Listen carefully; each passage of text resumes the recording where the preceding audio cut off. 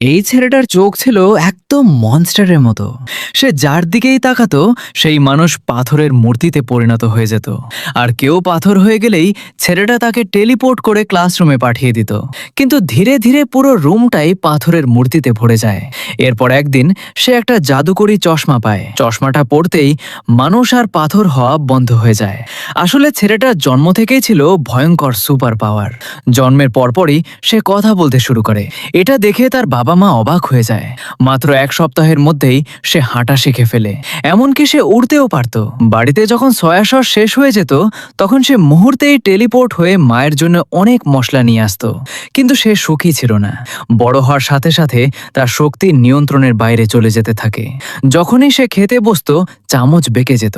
বন্ধুদের সঙ্গে তাস খেললে তার এক্স-রে চোখ সবার কার্ড দেখে ফেলতো। তাই সে সহজেই জিতে যেত। একবার সে সামান্য পিছলে পড়তেই পুরো শহরে ভূমিকম্প হয়ে যায়। তখন সে বুঝতে পারে তার শক্তি শুধু সমস্যাই তৈরি করছে। তাই নিজের শক্তি কমানোর জন্য সে মাথায় দুটি জাদুকরি বল পড়ে, যেগুলো তার ৯৯% শক্তি বন্ধ করে দেয়। একদিন সে একটা ম্যাজিক শো দেখতে যায়। সেখানে তার মনে হয় জাদুকর বিপদে আছে। তাই সে টেলিপোর্ট হয়ে বাক্সের ভিতরে ঢুকে জাদুকরের জায়গা নিয়ে নেয়।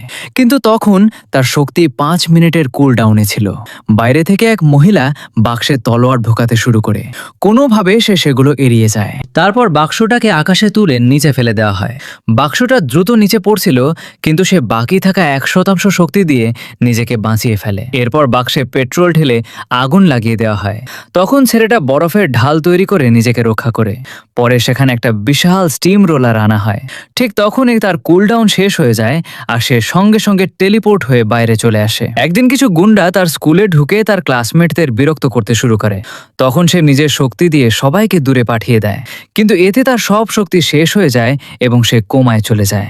ভাগ্যক্রমে একটা মেয়ে তাকে খুঁজে পায়, কিন্তু সে ভুল করে ছেলেটার মাথা থেকে জাদুকরি বল দুটো খুলে ফেলে। আর সঙ্গে সঙ্গে তার শক্তি পুরো পৃথিবীর স্যাটেলাইট আর কমিউনিকেশন সিস্টেম নষ্ট করে দেয়।